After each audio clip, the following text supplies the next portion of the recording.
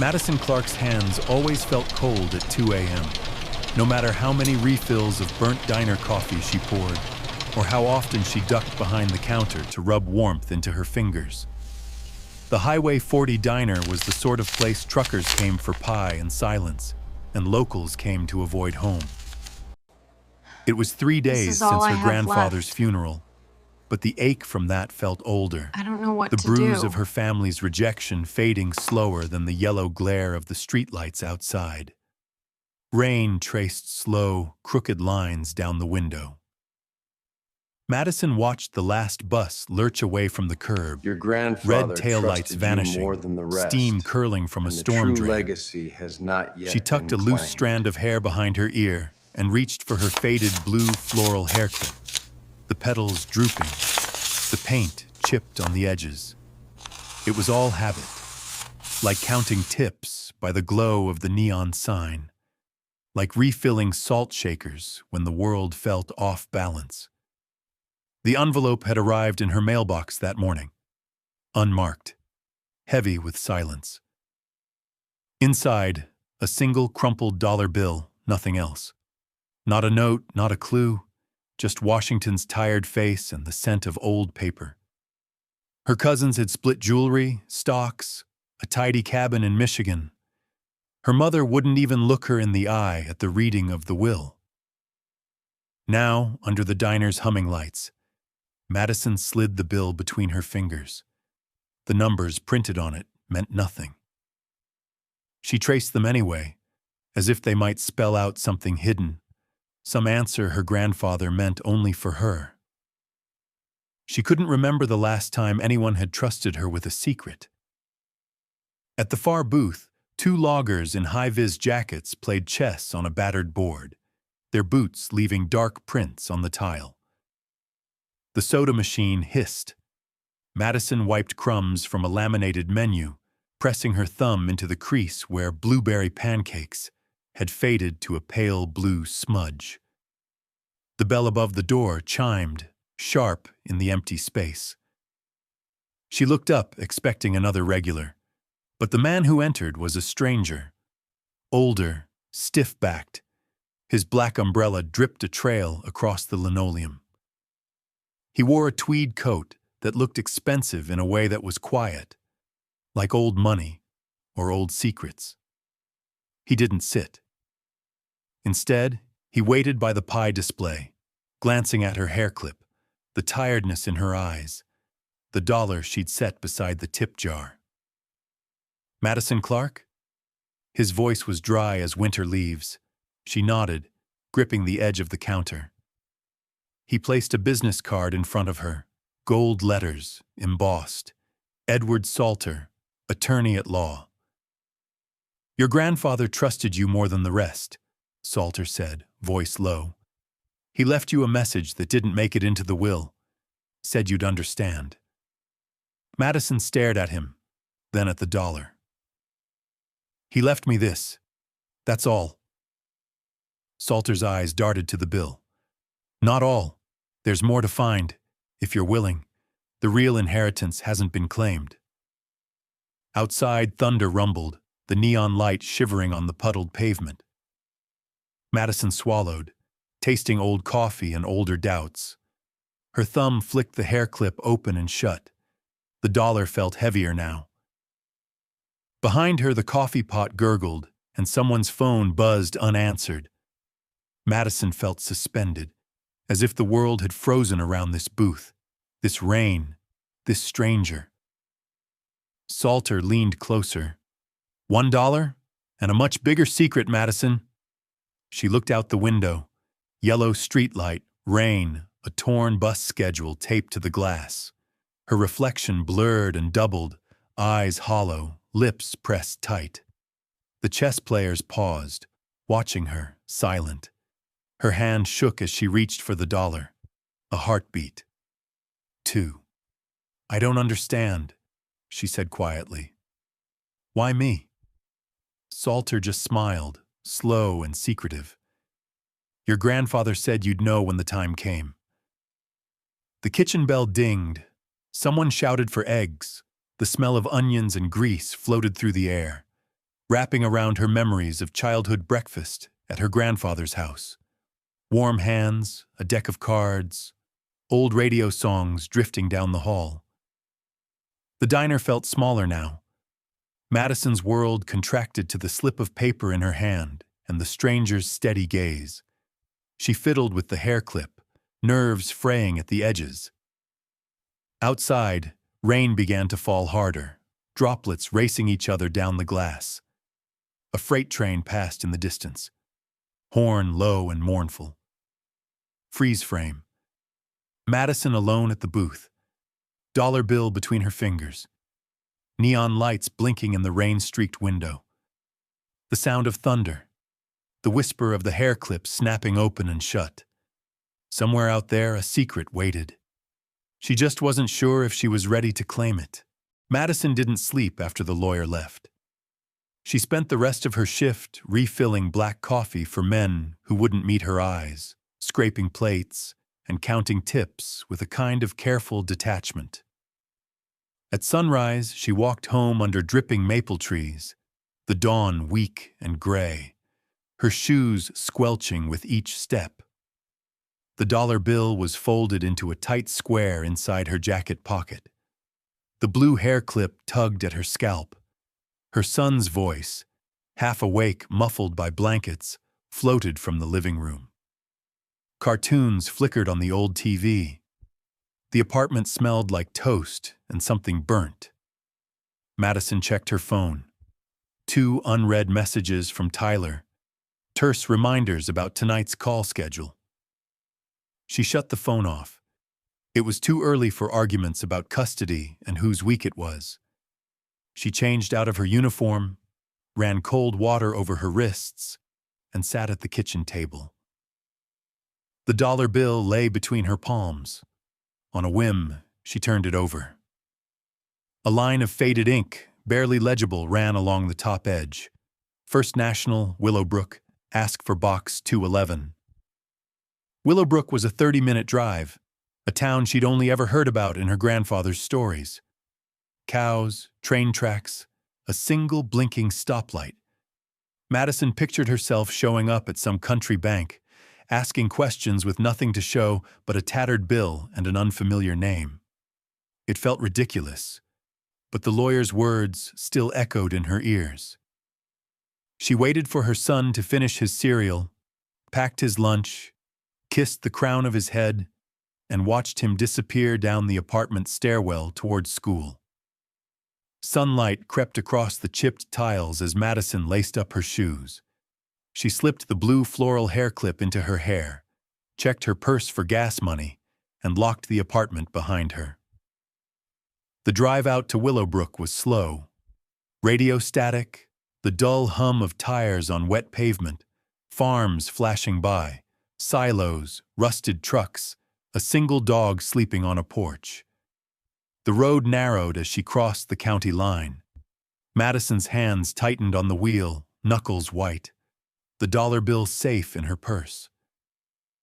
First National Bank was a brick box with white columns, wedged between a bakery and a hardware store. An old bell above the door jingled as she stepped inside. The bank smelled like lemon polish and paper. Old money. Old secrets. A single security guard, head slumped over a crossword puzzle, looked up, blinked, then went back to his pencil. Madison's footsteps echoed on linoleum. She cleared her throat at the teller's window, feeling out of place in her thrift store jacket, blue hair clip askew. I was told to ask for box 211, she said, laying the dollar on the counter. Her voice came out smaller than she wanted. The teller, gray hair, bright lipstick, badge that read Sharon, examined the bill, then peered at Madison over her glasses. Haven't had a box 211 inquiry in a long time, Sharon said. She slid a battered logbook across the counter. Got ID? Madison's hands trembled as she fished in her wallet, producing her license, her old library card, a gas receipt. Sharon compared the name, raised an eyebrow, then handed her a small silver key. Go on, honey. Basement vault. Passcode's the last 6 of your social. You look nervous. Madison managed a thin smile. The security guard was still half asleep. She pressed the elevator button, hands slick with sweat. The doors opened with a soft sigh. A flickering bulb cast odd shadows on the elevator walls. Madison stared at her reflection, pale, tired, the hair clip slipping free of her ponytail. In the basement, the air was cool and dry, filled with the hush of things that didn't get visited often. The metal boxes lined the wall like tiny tombs. Madison found 211, slotted the key, punched in her number. Her hands shook so badly she almost missed the buttons. Inside, a yellowed envelope, heavy and lumpy, stamped with her grandfather's initials. She opened it, heart pounding. A hand-drawn map of Willowbrook Commons fell out, ink smudged, edges frayed, along with a bundle of old documents. Land records, faded black and white photos, a letter in her grandfather's looping script. She traced her finger over the map. Shaded squares, a pond, a house marked with an X. The documents mentioned a trust, terms of ownership, cryptic references to legacy, and names she didn't recognize. The letter was brief. Madison, if you're reading this, then you're the only one who looked beneath the surface. The real inheritance isn't money. Go to Willowbrook Commons. Ask for Annalise. Trust your own sense. You'll know what to do. She reread the letter twice. Each time the words felt heavier. A sudden, raw urge to bolt seized her. She could leave, lock the box, forget this whole mess. But she remembered Salter's words. If you do this, there's no going back. Her phone buzzed. Tyler's name flashed on the screen. She hit ignore, biting her lip, fear and resolve tangling inside her. Her job at the diner was already on the line for skipping out. If she missed the evening call with her son, Tyler would use it in court, add it to the list of irresponsible choices. Madison bent to pick up her hair clip, which had slipped from her hair and clattered to the tile. She gathered it in her palm, clipped it back, and stood up straighter. The map crackled in her grip. She stepped into the elevator, envelope pressed to her chest. As the doors closed, a shaft of white light from the stairwell fell across her face, turning the dust in the air to gold. For a moment, Madison was frozen, between her old life and something new. The next move, she realized, would change everything. By the time Madison found Willowbrook Commons, the sky was pewter and close, clouds rolling over fields of grass gone yellow with summer. The Commons wasn't much to look at. A cluster of modest bungalows, old swing set, a sign half buried in weeds. Willowbrook Commons, established 1959. She parked under a cottonwood shedding seeds onto the windshield, brushed the crumbs from her lap, and folded the map into her purse beside the battered blue hair clip. The quiet here was different from the city. No constant hum of engines, no sirens, just the thud of a soccer ball on grass, shouts of children in the distance, a dog barking 3 yards away. Madison got out, dust sticking to her sneakers, and stood for a moment listening. The breeze carried the scent of cut clover and grill smoke. It could have been any small town on the edge of nowhere. She looked at her phone. Bars flickered, then vanished. Tyler's last message glared up at her. Don't forget the call at 7, Maddie. Judge will hear if you miss again. Her finger hovered, but she pocketed the phone and walked up the path. A woman in her 60s swept a front step, her dress sun-faded and comfortable. She paused, squinting at Madison, then smiled and leaned the broom against the rail. You lost? The woman's voice was calm, no hint of suspicion, just an open door. I'm looking for Annalise, Madison said, the name strange on her tongue. That's me. Annalise wiped her hands on her apron. Come on in. You look like you need pie and something stronger than city coffee. Inside, the bungalow was cool and dim, a fan ticking overhead. Framed photos lined the mantel, picnics, softball games, faces at every age. Madison's hands fidgeted with her hair clip as she sat, the chipped plastic digging into her palm. Annalise poured sweet tea into mason jars, set out a plate of peach pie still warm at the edges. You Clark's girl, Annalise said, not a question. He said you might show up. We don't get many surprises around here, but when we do, they matter. Madison unfolded the map, spread it on the kitchen table. She traced the X her grandfather had marked.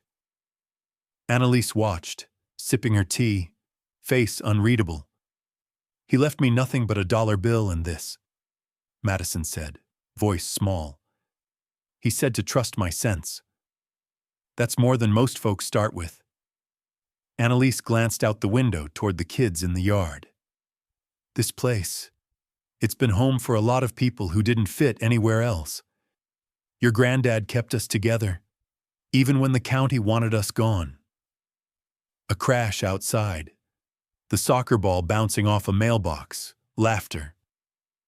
Madison's eyes stung, though she blinked it away, staring at the map as if it might explain what kind of legacy a broken dollar could buy. Annalise reached across, tapped a square near the pond. You'll want to see this, but, well, you picked a stormy week. The mining company's men are sniffing around again. Brought their lawyers and threats. Last time they broke Mrs. Hughes's fence. Madison nodded, unsure what to say.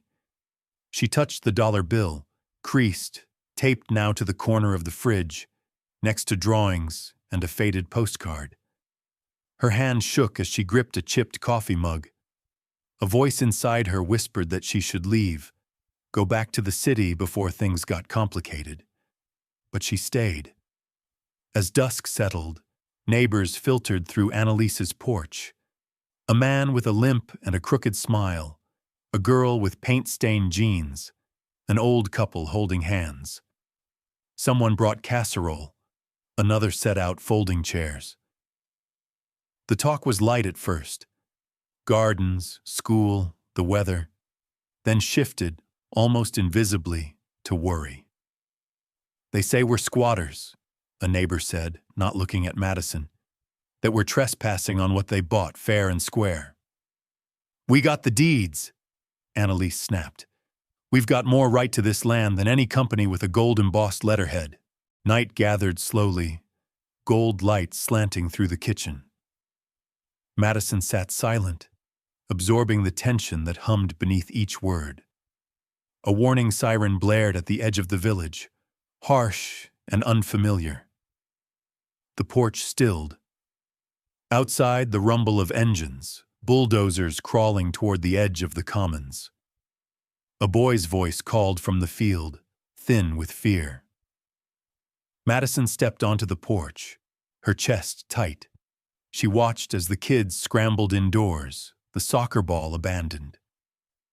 The last of the sunlight flickered on the metal blades, red warning lights spinning. Annalise moved beside her, arms crossed, not speaking. Madison felt the weight of the dollar bill on the fridge, the chipped mug in her hand, the hair clip slipping loose. She wondered briefly if this was what her grandfather meant, a place worth fighting for, even when it felt like the whole world wanted you gone. The next morning, Willowbrook Commons felt on edge. Neighbors huddled in driveways, coffee cooling in paper cups, voices pitched just low enough not to carry. The sky was wide and sharp above them, but the shadows of last night's bulldozers stretched long over the playground and the weed-choked community garden.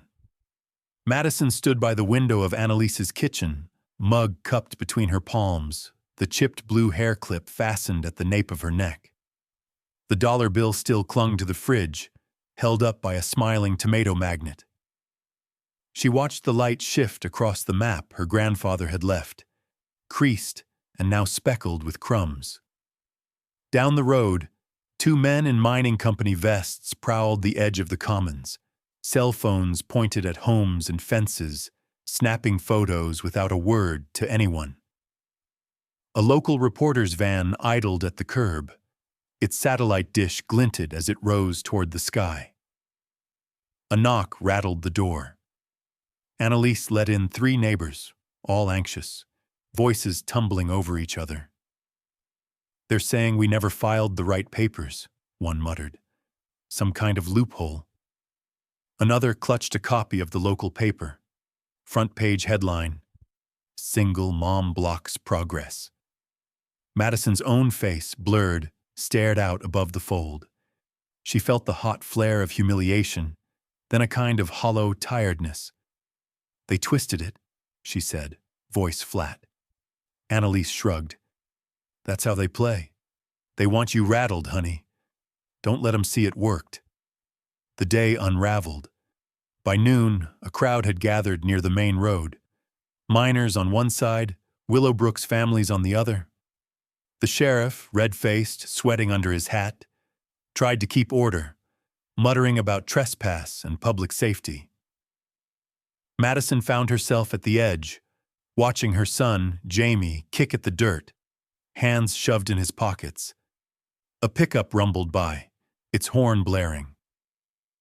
Madison flinched, remembering the court date circled on her calendar. Tyler had texted again. "If Jamie isn't on the call at 6, I'll report you." The custody agreement always hanging overhead like a cloud about to break. As tempers rose, Madison made her way to the library, a low brick building with peeling trim. Inside, the cool hush was a relief. She read everything she could about land trusts, property lines, squatters' rights, the mining company's history. Her notebook filled with messy handwriting and diagrams, legal phrases underlined twice. She snapped photos of deeds, cross-checked signatures, copied down case numbers. Outside, an ice cream truck's tinny jingle floated through the window, oddly out of place. She'd barely made it back to Annalise's when Jamie burst through the door, cheeks flushed. "Bus left early," he said, breathless. "I missed it." His backpack thudded to the floor. Madison felt her stomach drop. "How'd you get home?" "Walked. Through the lot. The guys from the company. They shouted stuff, Mom." Annalise's face tightened. "That's not right." Madison knelt, brushing grass from Jamie's hair, her hands shaking. She fought the urge to cry. Not here. Not in front of him. "Next time, you wait inside the school. I'll come get you, okay?" Jamie nodded, but Madison could tell his mind was still on the strangers by the fence. She hugged him, the blue hair clip tumbling to the floor. Night settled in thick and uneasy. Madison called the sheriff, then the school. No one wanted to get involved. She brewed more coffee, scribbled notes, taped reminders to the fridge. She thought about calling Tyler, asking for some flexibility, but she knew how that conversation would end. She washed the mug, set it upside down, and picked up the family photo that had slipped from the wall. The glass had cracked, spiderwebbing across her son's smile. She taped it back together, placed it beside the dollar on the fridge. Her fingers lingered over both, fragile, holding on by a thread.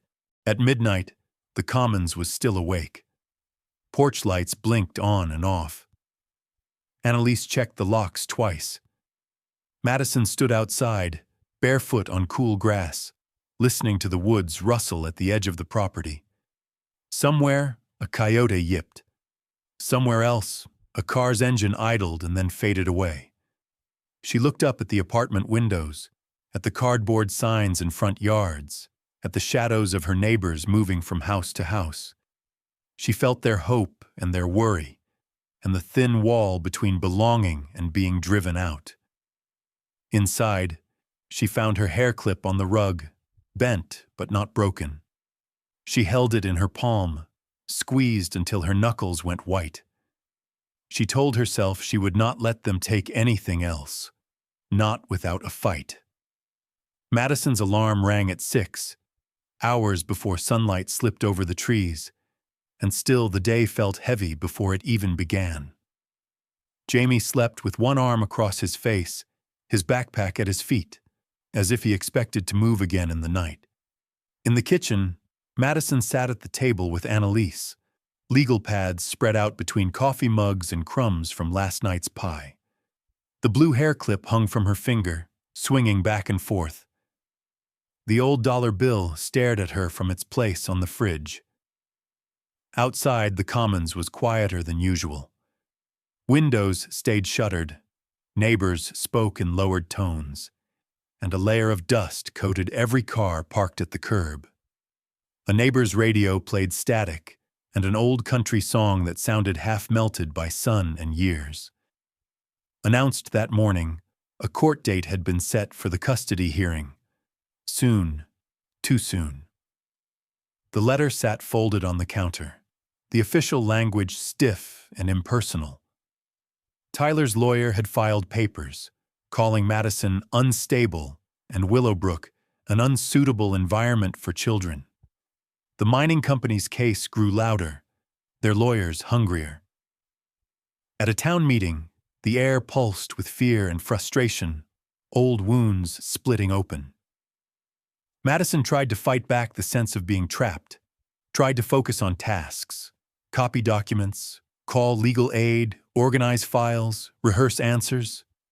She found herself rehearsing lines for the judge, for Tyler, for herself in the mirror. I can provide stability. My son is safe here. The words felt thin, like the walls between rooms in Annalise's old house.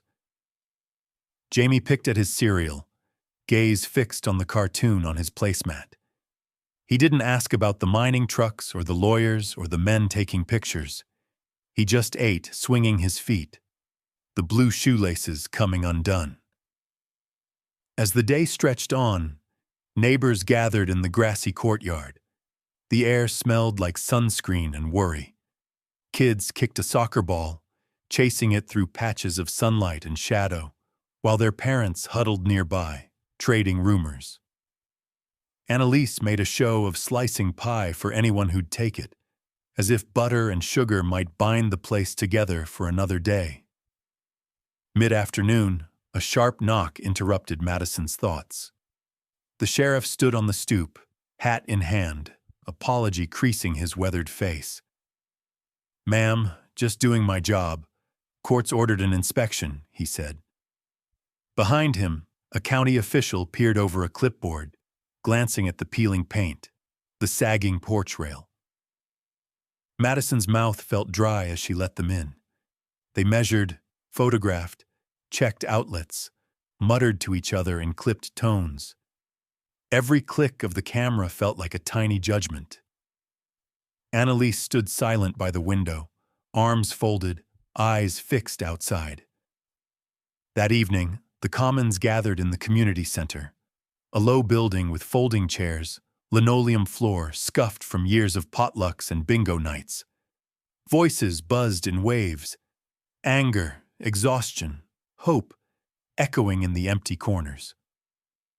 Madison sat at the edge, clutching her daughter's crayon drawing, a picture of their dream house, a blue roof, green yard, a smiling stick figure family. She stared at the drawing, tracing the lines with her thumb. The taped dollar bill fluttered on the fridge beside her, caught in a draft from the open door. A neighbor, Mr. O'Donnell, stood up. "We're cracking apart. Some folks talk about leaving." His voice broke, and he cleared his throat, looking down at his boots. "Can't blame 'em." Another neighbor, voice shaking, said, "They'll pick us off if we stand alone. Divide and conquer." A hush settled. Annalise pressed a cup of lemonade into Madison's hand, her grip steady. Madison looked around at tired faces, shoulders bent under the weight of too many fights. She realized suddenly that she'd been waiting, hoping someone else would step up, carry the load, fix things. She stood, knees weak but locking in place, and walked to the front of the room. The old floor creaked beneath her. Her voice, when it came, was quiet but clear. "We're all scared. I am too," she began, fingers tight on her daughter's drawing. "But if we let them break us apart, we lose everything. Not just houses, family, safety, the chance for something better. If I don't fight, we'll lose everything." Someone in the crowd murmured, "That's right." Another nodded. Heads lifted, eyes met hers. Jamie looked up from the back row, face lit by the fluorescent hum, and gave her a lopsided smile. Madison pressed her daughter's drawing to the wall beside the dollar bill, anchoring both with a piece of blue tape. After the meeting, Madison stepped out into the cooling night, the quiet almost gentle. She sat on the curb outside the library, gripping her phone. Her world had shrunk to a few blocks of Willowbrook, a box of old documents, a taped-up bill, and 2 children who still looked for her first thing in the morning. Her thumb hovered over the call button for the legal aid hotline. She looked up at the sky. Stars pushing through clouds, porch lights flickering on, kids' laughter floating from across the green. The next week, Willowbrook Commons transformed into something close to a campaign headquarters. Every kitchen table became a war room. Every neighbor found themselves pressed into service. Madison, who once drifted along the margins of her own life, found herself at the center now. Her grandfather's map always folded in her purse, the blue hair clip wound tight around her wrist. In the mornings, children trailed off to school as usual, but after drop-off, parents lingered at the curb, making plans over travel mugs and donut holes. At the community center, folding tables bowed under piles of paperwork, copies of old deeds, maps, zoning reports, a scatter of sticky notes and ballpoint pens. A whiteboard bore lists of lawyers' names, upcoming court dates, and the newest rumor about what the mining company might try next. Madison paced, legal pad in hand, jotting down tasks and contacts. She called the legal aid hotline twice, waiting on hold while the tinny jingle played through the phone. A few pro bono lawyers agreed to help, but most apologized, their voices distant and tired. Every yes felt like a minor miracle, every no a reminder of the gap between need and reality. Some nights Madison barely slept. Instead, she researched until her eyes burned. Land use codes, environmental impact statements, stories of other small towns swallowed up or saved. She found hope in their footnotes and failures. She learned to be cautious with the local press, watched as her name surfaced on opinion blogs. Single mother stirs up trouble in Willowbrook. Still, she pressed on. One afternoon, a group gathered in the school gym, now crowded with picket signs and cold pizza. It was noisy. Children sprawled on mats, teens painting slogans, babies crawling between stacks of flyers. A local teacher ran the printer until the toner ran dry. Madison's daughter folded paper cranes from scrap paper. Her son taped up posters in the hallway. Madison found herself surrounded by neighbors. Mr. O'Donnell with his toolbox, Carla from the bakery, Annalise who never stopped moving. The news broke late that night. The mining company had brought in new lawyers, big city types, all sharp suits and sharper elbows. A letter arrived for Madison the next morning, hand-delivered by a courier. She read it at the kitchen table, coffee growing cold, heart pounding at each phrase. Defamation, injunction, personal liability. A photo of her taken from across the street, hair wild, daughter at her side, had been attached as if it proved some crime. Annalise set her jaw. They want you scared, Madison. That's all this is. But then, nature herself intervened. The commons had always been built on uneven ground, cut through by a shallow creek and a slope running down from the highway. Early one morning, after a week of drilling that rattled windows and woke the babies, the hillside gave way. Mud and rocks slid down, knocking down fences, flooding 2 basements, blocking the road. The mining company sent out their own bulldozers and workers, posing for news crews and promising to help. Madison pulled on rain boots and joined the cleanup. Sleeves rolled, mud streaked up her arms. Neighbors passed buckets, pulled branches from the creek, salvaged what they could. The school gym became an impromptu shelter. Mattresses on the floor, casseroles lined up on folding tables. Someone taped a sign on the wall, "We stand together." Even so, the obstacles kept coming. The mining company's lawyers petitioned for a restraining order against protesters. The county board scheduled another hearing, but pushed the date back again. Madison's phone filled with notifications, each new headline a fresh jab. Progress threatened by misinformation. Disorder in Willowbrook. Some neighbors started to blame her, whispering in corners, casting sideways looks as if all this trouble was her fault. Late one evening, Annalise found Madison alone in the gym, sitting on the bleachers. The dollar bill was folded now, creased so many times it was soft as cloth. Madison's daughter brought over a paper crane she'd made and set it in her lap. "Keep it for luck," her daughter said, eyes bright in the gym's fluorescent glow. Madison twisted the blue hairband around her wrist, breathed in, let herself look at the dozens of people who still believed, if only barely, in the fight. She stood and called the room to attention, voice steady. "We're not just fighting for ourselves," she said. "It's for every kid's future." Murmurs, then applause. Tired faces brightened, if only for a moment. As the meeting ended, Madison tucked the paper crane into her pocket with the dollar bill. She walked to the front of the gym, pausing by the door before the crowd, feeling both the weight and strange lightness of leadership settle across her shoulders. Morning broke sharp and bright, sunlight angling through the gym's high windows and falling across sleeping children, crumpled signs, and coffee cooling on the sidelines.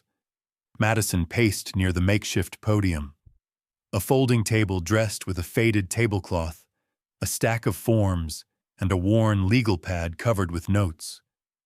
Her heart drummed behind her ribs as neighbors filtered in, some still in pajamas, eyes raw from sleepless nights. Today was the day. The court hearing would decide the fate of Willowbrook Commons. The air was thick with anticipation, every word spoken in careful hush. Annalise handed out donuts and coffee, rallying anxious parents and restless kids. Madison's son sprawled on a gym mat, pretending to sleep, but Madison could see the way his hands twisted in the blanket. Her daughter clutched the paper crane, now slightly bent, and tucked it into Madison's purse for good luck. One by one, cars loaded up. Madison rode with Annalise, her hands shaking in her lap, the old dollar bill folded tight beside the crane. The courthouse squatted on Main Street, a bland building of brick and glass, its steps crowded with press, onlookers, and protesters waving homemade signs. Across the street, the mining company's CEO, flanked by 3 lawyers, gave a statement to the cameras, promises of progress and responsible stewardship. Madison tried to tune out the cameras, focusing instead on the feel of her hair clip, a familiar pressure in her palm. She wore it now like a charm, blue plastic scuffed and sturdy. Annalise squeezed her arm, Remember, you know this story better than anyone. They can't take that from you. Inside, the courtroom hummed with tension. Reporters filled the benches, neighbors whispered prayers. Madison took her seat at the plaintiff's table, Annalise beside her, and tried to steady her breathing. The mining company's lawyers looked polished and bored, thumbing through binders of paperwork. Madison's legal aid attorney, a young woman with tired eyes and an honest smile, sat quietly, her notes organized and her phone silenced. The judge entered, gray-haired and brisk, eyes quick behind her glasses. "Let's proceed," she said, voice echoing off the marble. The hearing began, minutes stretched into hours, a blur of legal terms, witness statements, photos projected on a screen. The mining company's CEO took the stand, testifying about community benefit and job creation. Their lawyer pushed hard, their tone clipped, their arguments full of statistics and graphs. Madison felt small at first, words caught behind her teeth, but when her turn came, she stood.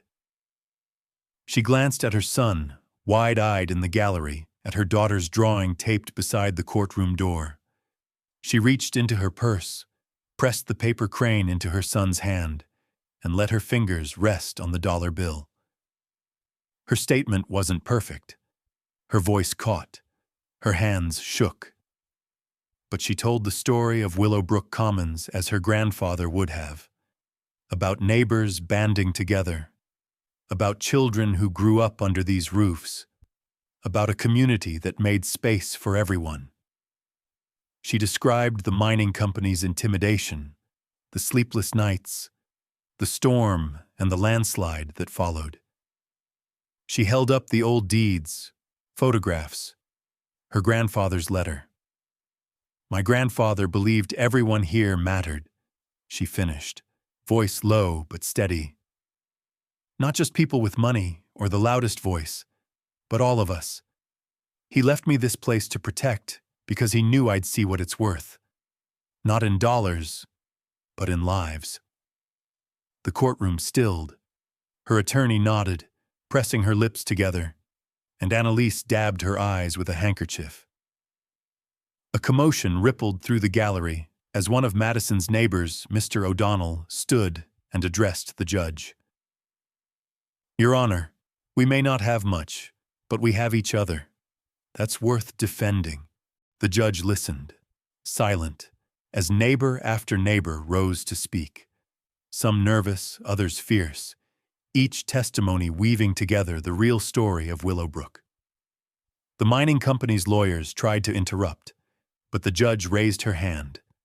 "Let them finish," she said. Outside, rain hammered the courthouse steps, the sky darkening to the color of iron. Madison watched her children huddle with other kids, drawing pictures on notepads, making up stories to pass the time. The neighbors shared coffee, passed around sandwiches, kept watch on the news. At the end, Madison stood to make one final statement. She lifted the paper crane, placed it in her son's hand, and said simply, "Whatever happens, we stand together." A hush fell as the judge lifted her gavel. Every face turned to the bench. Madison's heart pounded, fear, hope, exhaustion swirling in the space between breaths. When the gavel fell, a hush rippled through the courtroom, swallowing every word, every shuffle of feet. Madison hardly heard the legal language, just caught the tail end.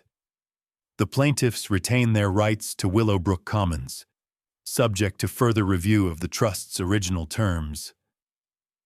Annalise's hand found hers under the table, squeezing once, knuckles cold. Jamie, her son, grinned from the gallery, shoulders finally relaxing as if he'd been holding his breath for days. Outside, the clouds were breaking, thin sunlight dusting the courthouse steps. Neighbors gathered in clumps, some laughing, some weeping, most just stunned. Reporters pressed for statements, Microphones held out like bright, demanding flowers. The mining company team retreated to black SUVs, their faces shuttered, already dialing phones. Victory, Madison realized, came heavy. That evening, Willowbrook Commons pulsed with a different energy. Relief, but also loss. Fences still leaned. Windows were cracked. Mud clung to porch steps. The legal bills were more than most could afford. Madison ran her finger along the latest invoice. Another thick envelope dropped in the mailbox, the ink smudged from rain. She did the math in her head, lips moving silently, the weight of numbers settling over her like dusk. Her car, a silver sedan that had outlasted 2 apartments and a bad stretch of years, would have to go. She listed it online, fingers numb, a line of sweat at her brow though the room was cool.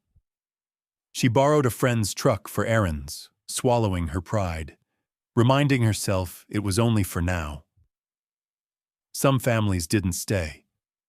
The Simons packed up boxes in the soft light of morning, loading toys and potted plants into the back of a borrowed van. Madison helped them tape up their last box, pausing to brush dust off an old family photo. "We'll visit," Mrs. Simon promised, her voice thin, but her eyes kept to the ground. Kids called out goodbyes, their voices echoing in the hollow spaces of the courtyard. Moving boxes stacked along the sidewalk, cardboard flaps curling in the damp air. Madison's daughter picked up a stray button, tucked it into her pocket, as if even small things deserved to be saved. Annalise, who had always seemed unshakable, spent more evenings watching the sun set from her porch, hands wrapped around a mug gone cold. Madison sat beside her sometimes, not saying much, just listening to the screen door creak and the soft drone of summer bugs. One night, Annalise pressed something into Madison's hand, a new hair clip, handmade from a scrap of blue ribbon and a button, uneven but beautiful. "Time to retire the old one," she said, voice gravelly, almost embarrassed. Madison smiled, twisting the new clip into her hair, the old plastic one stashed away in a box of keepsakes. She looked at the fridge where the dollar bill still hung, faded, soft at the edges, now joined by her daughter's drawing and a photo of Willowbrook's main green, kids scattered like bright confetti. In the following days, Madison felt the cost of leadership settle over her, heavier than she'd imagined. Her phone buzzed constantly, neighbors needing help with paperwork, parents worried about rumors, reporters still sniffing for a different angle. She juggled her shifts at the diner, the paperwork for Jamie's custody, and the tangle of responsibility that never seemed to rest. One late afternoon, she found Jamie packing boxes for families moving out, his face set in quiet concentration. "We lost a lot," he said softly, taping a lid closed. "But we're still here, right?" "Yeah," Madison said, brushing dirt from his cheek. "We're still here." The school year ended with a picnic under the trees, sun glinting off pie tins and lemonade glasses. Neighbors hugged, shared sandwiches and stories, promising to help each other repair what could be fixed. Madison borrowed a truck, hauling boxes and furniture, hands blistered and shoulders aching but feeling, for the first time in a long while, connected to something unbreakable. That night, she stood at the window, watching dusk settle over Willowbrook. Lights flickered on, one by one, across the commons. In the living room, her daughter placed the handmade hair clip in Madison's hair and grinned, her gap-toothed smile bright as the evening star. Summer drifted into fall at Willowbrook Commons, the grass growing back patchy and stubborn where the mudslide had scarred the hill. The air took on a crispness that hinted at bonfires, sweatshirts, and nights when neighbors lingered outside just to watch dusk settle in. The mining trucks were long gone, but their tire marks lingered in the gravel for weeks, a faint reminder that everything here could change, fast. Madison found herself in new routines that felt both strange and necessary. Each morning, she walked her daughter to the bus stop, the two of them kicking acorns down the cracked sidewalk, leaves whispering overhead. Jamie took out the trash for Annalise, who was still mending her fence but had returned to baking pies, her kitchen windows open to let out the smell of cinnamon and browned butter. The community green was battered but alive. Kids playing tag in hand-me-down sneakers, grown-ups fixing garden beds, laughter echoing between houses. Some losses didn't repair as easily. There were empty units now, windows dark behind sagging curtains. Sometimes Madison caught herself watching those doors, waiting for the Simons' laughter or for Mrs. Price's dog to bark again. But new faces moved in. A young couple with a baby, a retired teacher who brought her own folding chair to every meeting. The Commons adjusted, shifting its shape, letting old roots wind around new ones. At home, Madison hung Grandpa Clark's portrait by the kitchen table, right above where the fridge stood, a patchwork of memories. The faded dollar bill, her daughter's sun-bright drawing, the paper crane with one bent wing. She found herself tracing her grandfather's face sometimes, wondering what advice he'd have offered now. When things grew loud or difficult, she'd glance at the dollar, soft at the corners, and remember what Annalise said the night before the hearing. "It's not what you're given, honey. It's what you build." One Saturday, the Commons held a potluck to honor Grandpa Clark and the community's new beginning. Someone grilled hot dogs on a borrowed barrel. Kids draped balloons from the mailbox, their hands sticky with frosting and dirt. Madison's daughter ran circles around the tables, blue hair clip bobbing in her hair, pausing only to tug her mother's sleeve and whisper, "Come see the treehouse." Jamie played soccer, mud splattering up his legs, his laughter carrying clear across the green. Madison moved from table to table, refilling plates, catching up with old neighbors and introducing herself to the new. Mr. O'Donnell brought out his battered guitar, strumming a tune no one remembered all the words to. Pies lined the folding tables, apple, pecan, sweet potato, each slice a small celebration. The sunlight softened, bouncing off balloons and the row of mismatched chairs. Later, as dusk fell and the air turned cool, Annalise tapped a glass with her spoon. "We made it," she said simply, not just because of lawyers or paperwork, because folks showed up day after day, even when it hurt. A quiet spread through the crowd. Heads turned to Madison, whose hands twisted together, the blue ribbon of her new hair clip wound tight between her fingers. "I didn't understand what legacy meant," she said, voice steady but low. "I thought it was money, or a name on a deed. But it's trust. It's people. Neighbors who turn up when you need them, who remember your birthday, who save your spot at the table. My grandfather gave me this place, but it only matters because you all are here, because we're here for each other." A ripple of agreement moved through the Commons. Someone set down a dish. Someone else wiped an eye. Kids darted through the legs of chairs, laughter bright as fireflies. Madison walked over to the kitchen, where Grandpa Clark's portrait hung beside her daughter's art and the old dollar bill, now folded into a crane by her son and tucked beneath the frame. She straightened it gently, fingers lingering on the cool glass. Outside, children shouted, "Tag, you're it!" Annalise set out another pie. Neighbors laughed in the fading light, and a gentle peace settled over Willowbrook. A peace earned and shared, not given. Some stories end with a bang, a cheer, a ribbon cut, a sudden reversal that puts everything right. Willowbrook's ending wasn't like that. The days simply stretched onward, marked by the ordinary. Kids running late for the bus, trash cans thumped to the curb, the laundry line snapping in the wind. The quiet after so much upheaval felt at first like a blank page, and sometimes Madison wondered if she should feel more triumphant, more sure. But change moved quietly in Willowbrook Commons, like the roots of the maple trees twisting under the lawn. Neighbors who once nodded shyly at the mailbox now stopped to swap recipes, fix bikes, share news. One evening, Jamie returned from school with a flyer. Neighborhood Cleanup Day. Volunteers needed, and tacked it to the fridge beside the faded dollar crane and Grandpa Clark's portrait.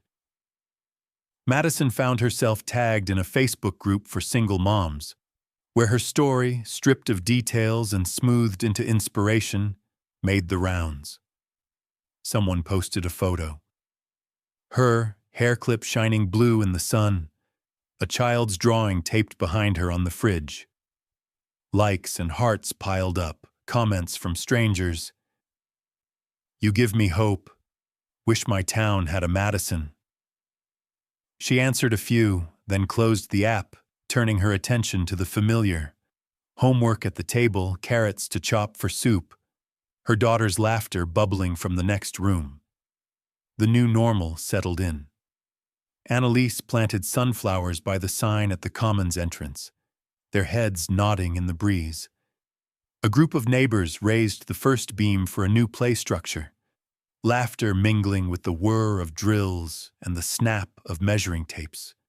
Each Saturday, Madison walked through the Commons, passing the line of houses, some freshly painted, some still battered, offering help, listening to stories, sharing advice about court forms and grocery deals. There were setbacks, of course. A leak in the roof, a neighbor's illness, paperwork lost and found again. But each challenge was met by a cluster of hands, a borrowed ladder, a casserole left at the door. The lesson her grandfather had hinted at unfolded not all at once, but in layers. Legacy wasn't what you received, but what you built and rebuilt, day after day, with whoever would show up beside you. One evening, as the sun set, casting golden lines across the green, Madison's daughter climbed into her lap, a piece of printer paper clutched tight. She opened it to reveal a new drawing. Their family, hand in hand with neighbors, a big blue heart at the center, and above, in uncertain block letters. Trust matters.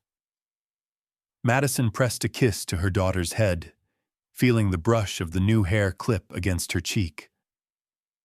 At the next community potluck, the room was fuller than ever. Someone brought a cake with Willowbrook "We Did It Together," piped in blue icing. Balloons bounced along the ceiling, kids tumbled under the tables, adults stood in clusters swapping stories. Madison was asked to say a few words. She hesitated, glancing at Grandpa Clark's photo near the door, the crane and the dollar bill arranged on the table beside it. "People keep asking what I'd have chosen," she said quietly. "Money or trust? I guess a quick buck can solve a lot, but it doesn't last. Trust is harder.